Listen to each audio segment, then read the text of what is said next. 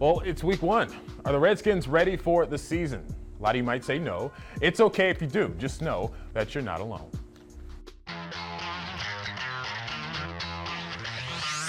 Live from News Channel 8, this is Toyota Sports Talk. Every year I've been taking a step. I feel like every session I take a step, from OTAs to training camp through the preseason games. So it's got to turn into production. And so unless it's leading to points and touchdowns and yards and completions and good decision making, then it doesn't mean much to say, I've really mastered the offense. So we've got to turn it into a lot of production. Well, hopefully that guy's ready. Hello and welcome to Toyota Sports Talk. Week one is upon us. Are they ready? Are you confident in where the offense is right now heading into Sunday against Philly? Is Kirk Cousins as comfortable as he claims to be? And guess what? We're also talking fantasy. We're here to answer all of your fantasy questions, so give us a call, 703-387-1020. There they go right there. Are they ready? Huh? What do you think? Also, fantasy football. We're taking your call, 703-387-1020. Meanwhile, the Redskins gearing up for their opener against the Philadelphia Eagles Sunday. Well, they'll have to put all the Sua Cravens drama behind them and focus on what's ahead. Meanwhile, Kirk Cousins has a new toy to focus on. Aaron Hawksworth has the latest on that and much more. Start your engines. Let's go. Week one is finally here. The opener is always one of the most anticipated games of the year. As the Redskins prepare to host the Eagles in their season opener Sunday, we learned something new. Oh, I'm thrilled to talk about it.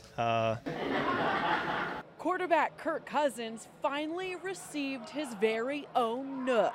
I said I'd like a place to kind of leave my stuff. And that's exactly what Captain Kirk got.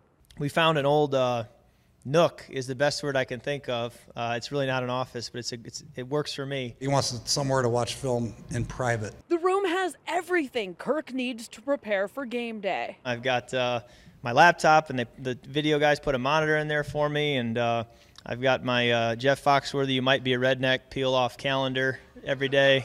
We're kind of playing up the whole office thing, and it's a good place to go to work now. Except it's missing one thing. We were told we won't be able to put a door on it, so maybe saloon doors or maybe hippie beads coming down from the ceiling. But there is something that makes this nook so impactful. It's an old quote from Muhammad Ali that I learned in college that says, essentially it says, the fight is won or lost long before I dance under the lights. Just a reminder, when I'm in there, that oftentimes, the game can be won or lost right here. When you see something or you find a tip or a piece of information that can make a difference. So it's just a good reminder. I thought it was a fitting quote for what that room should be about. Aaron Hawksworth, ABC 7 Sports.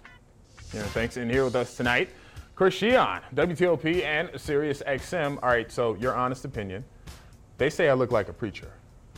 What are you thinking? You say you like it, right? You dig it? I think the throwback look is a good look, man. You look like a grown-up dude. I look like a grown man, right? Yeah, man. You don't want to be wearing cut-sleeve shirts or anything like that. You didn't just get out of the gym, although you look like you do, push the plates around a little bit. I'll take the compliment. I just won't wear a chain with a cross on it. That's what I won't do. All right, so we'll talk fantasy, of course, but before that, you have Redskins, Eagles, week one.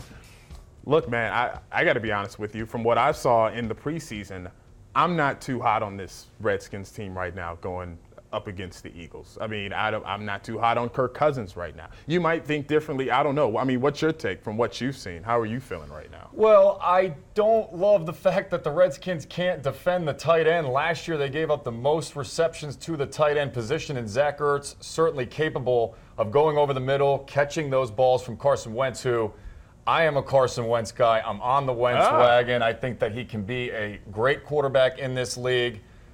On the other side, the Redskins offense, I do think that they'll be able to put up points still. I'm not as worried about the loss of Pierre Garçon and Deshaun Jackson going elsewhere, because I think there are capable replacements with Terrell Pryor coming in here. He has the quarterback experience, so he can bond with Kirk Cousins immediately. And Jordan Reed, as long as he's healthy, he's great on that field, and I think they'll be able to protect him. Jordan Reed, then you have Terrell Pryor, then you have Jamison Crowder, who people don't really talk a lot about. Maybe he's sort of underrated, but then they go straight to Josh Doctson, who hasn't really played down yet during the regular season. So what are your thoughts? I mean, Terrell Pryor you mentioned, but Josh Doctson, Jamison Crowder, what's your take on those guys? I'd rather own Jamison Crowder in a fantasy league, certainly, because if it's PPR leagues are kind of becoming the norm now, Crowder is going to get more volume in terms of targets, whereas Josh Doctson, we saw last year, red zone target. And personally, I don't know about you, I hate that fade route in the corner of the end zone. It never works. It so seldomly does, and I feel like that's what the Redskins want to do with Josh Doctson. So I think he's still a little bit young, and when you're a young wide receiver, it takes you a little bit longer to get acquainted with the NFL, get acquainted with NFL cornerbacks. Yeah. So I'm more in on Jamison Crowder getting the volume. Right, and we've seen year in and year out that fade. They keep trying to do it, and it never works. Okay, so Stewart Cravens, that was the drama going on this weekend. Sure. 22 years old. The guy says he wants to retire. I think he mentioned it the season before. But how do the Redskins handle something like that going into week one? Because that's drama. Okay, Yeah. Believe it or not, I mean, as much as you want to play it down, you get one of your teammates, a starter, who says he wants to retire. I mean, how do the Redskins handle this going into week one? Well, actually, I think that they handled it off the field probably as best as you could. You said you're a young man, you've got a lot going on. You not necessarily all the way with it mentally, but hey, take some time away from the team, see how you feel, and then let's come back in a year. If I'm the Redskins, am I banking on Stewart Cravens being a part of your defense this year? Probably not, but hey, if he comes back and says, I need the time off to clear my head a little bit, I'm 22 years old, then great, he can contribute to this team. But it's certainly a loss, especially when you're scheming and you're building different packages, dime, nickel, this or that. You got to have somebody fill in, but that's what the NFL's here for, and there are plenty of capable guys. There are ballers, as the guy was talking to outside. There's ballers everywhere around here. They'll get somebody to step up. All right, let's go to the phone lines. Paul is in Hyattsville. Paul, what's up? Hey, no, I just want to say I don't think the Redskins going to win this game. I really don't. I think they have a problem as far as their defense. They've been trying to contend with their offense for so long, they keep forgetting about their defense. Their defense did not look good in the preseason. Neither has their offense. They have not looked good, and I'm not going to blame Cousins for that because Cousins is a one-man. He's a one-man operation show. But you got to get everybody. Not only that, you can't keep on switching players every 2 years. Everybody has to get to know each other. You can't. You just can't keep dropping a player and then say, well, let's pick up this player because we want to get rid of him. I mean, you lost your two best receivers that you had last year. And Paul, you bring up a good point. You talk about Kirk Cousins getting to know Terrell Pryor and getting to know Josh Doctson, different type of receivers who are taller than Pierre Garçon and Deshaun Jackson, really, taller than Jamison Crowder, a guy he had last year. So this is something that Kirk Cousins has to get used to this year, I guess, right? Yeah, and at the end of the day, I don't really think that Kirk Cousins is going to be able to win you ball games by himself. He did almost have 70% completion percentage the past 2 years, so he is capable of chucking the football, and I'm not so worried as much about the chemistry again with Terrell Pryor. Pryor's played the quarterback position, so he can kind of understand where Kirk is coming from, and a lot of times in the decision-making, and those guys will talk, and Terrell Pryor's a leader. I am a little bit worried about, as the caller mentioned, the defense. If Kirk's got to bring you back through his arm the whole time, you take away the run game, which Rob Kelly, not the sexiest running back in the world, but he can dictate the pace of the game, so you don't want to go away from the running game, and I think Samaje Perine will come around as the season goes on as well. So you really got to make sure you establish that running game, and if the defense takes you out of it, makes you throw all the time, as good as Kirk is, as good as the stats I just mentioned, he's not Tom Brady or Aaron Rodgers. I wouldn't feel all that comfortable always playing from behind. All right. Coming up, more on the Redskins and Eagles with Chris, and we'll talk fantasy. We'll even go over my draft picks that I prayed over because I look like a preacher. No, I'm kidding. Call us 703-387-1020. We'll be right back.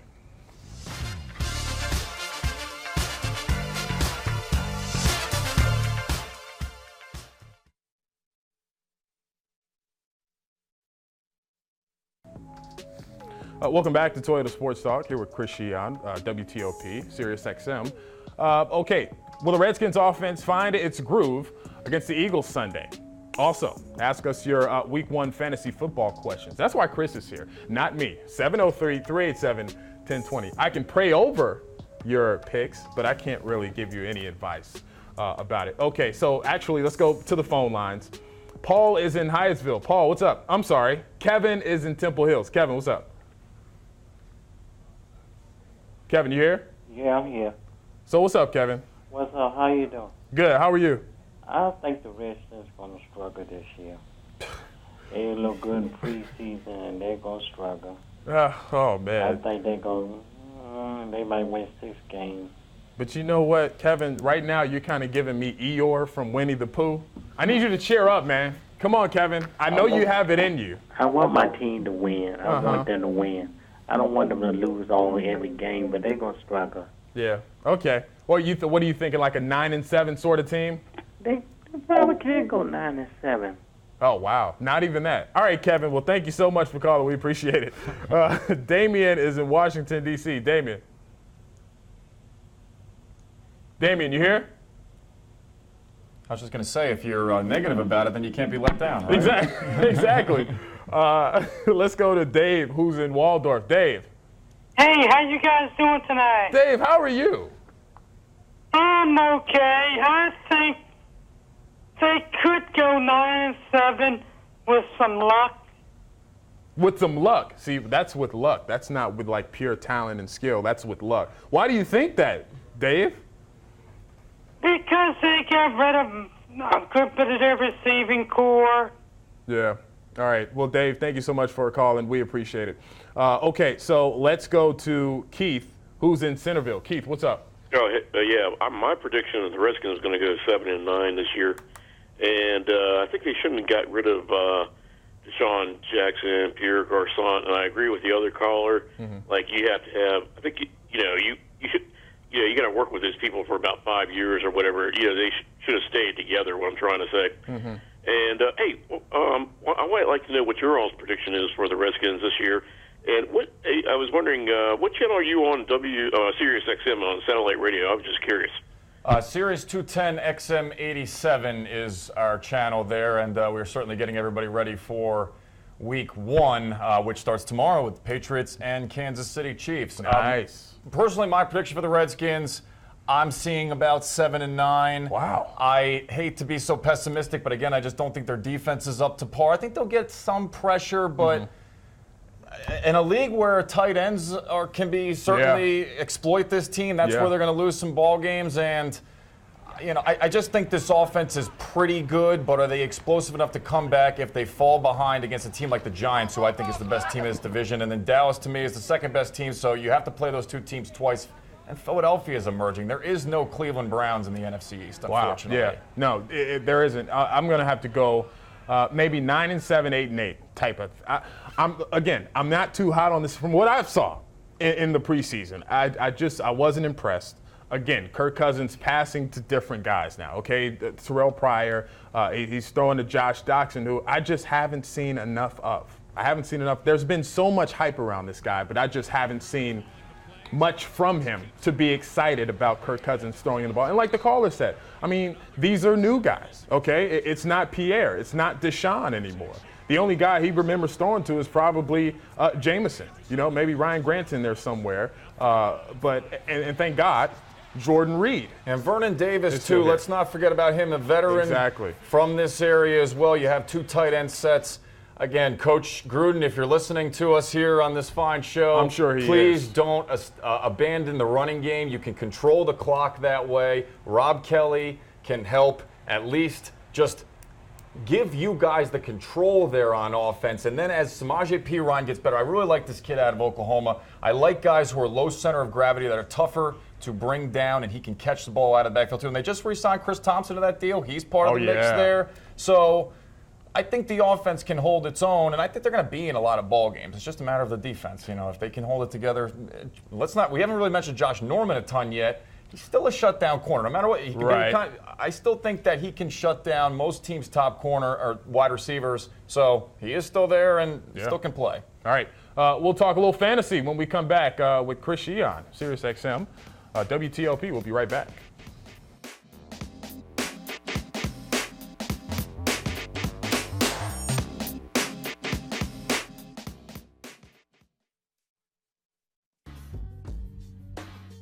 Welcome back to Toyota Sports Talk here with Chris Cichon, Sirius XM, WTOP. Okay, so we were talking fantasy earlier. Showed you my team, my picks. We had our draft today.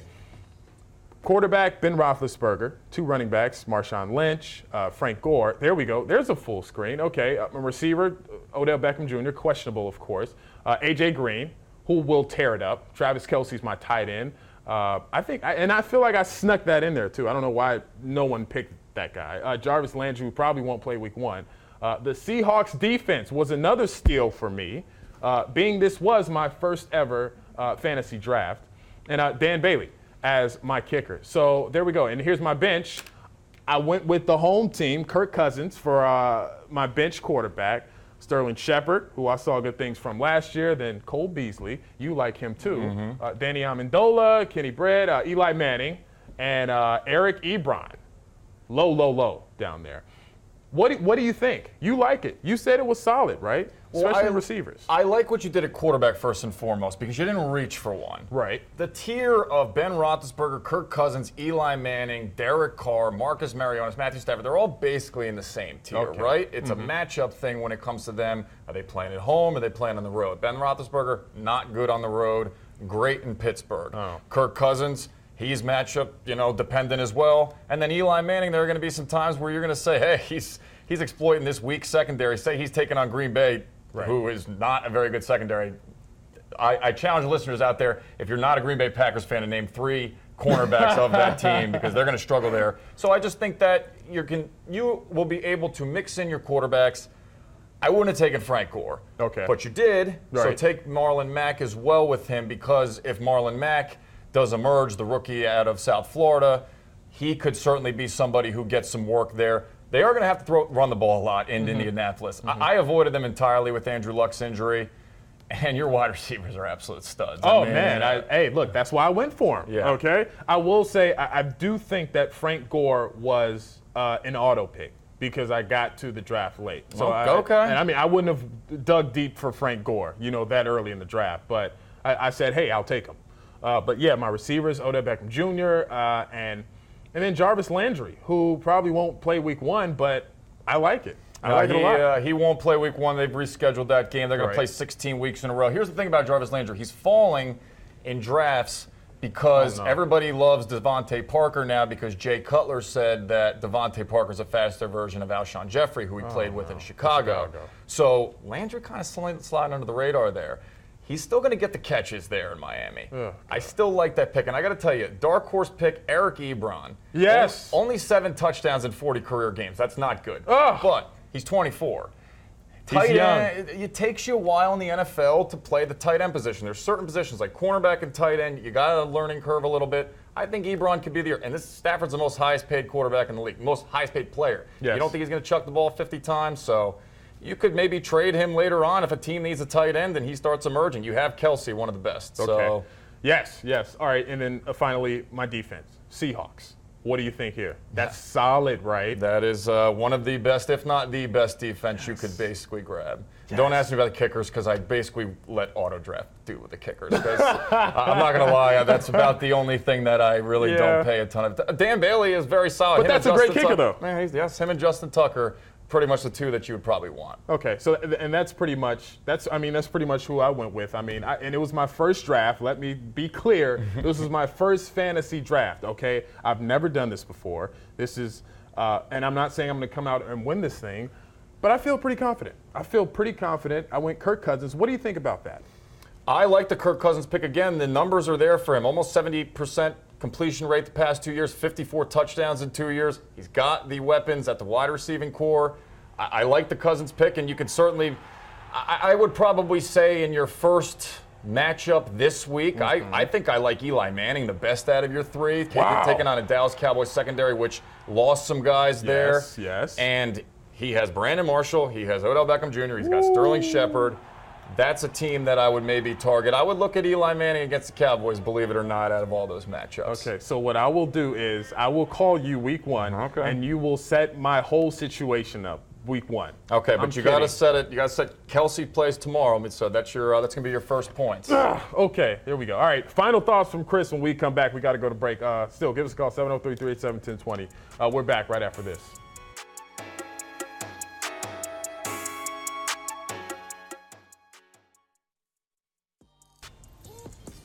Welcome back to the Sports Talk. All right, final thoughts from Chris here. Look, going into week 1 against the Eagles, what do you think the number one focus should be for the Redskins when you go into this game against the Eagles? Well, I think it'll be putting pressure on Carson Wentz. I come back to this all the time. Watch the 2015 AFC Championship game. Mm-hmm. Von Miller almost single-handedly won that game for the Denver Broncos. Why? Because he got after Tom Brady every single play, made him uncomfortable. You want to make Carson Wentz, a second-year quarterback, uncomfortable every time he throws the football. Make him try to make some mistakes, and then we could see Norman pick off the ball a bunch of times like he did against the Bears last year, and limit Zach Ertz, who could really damage you over the middle.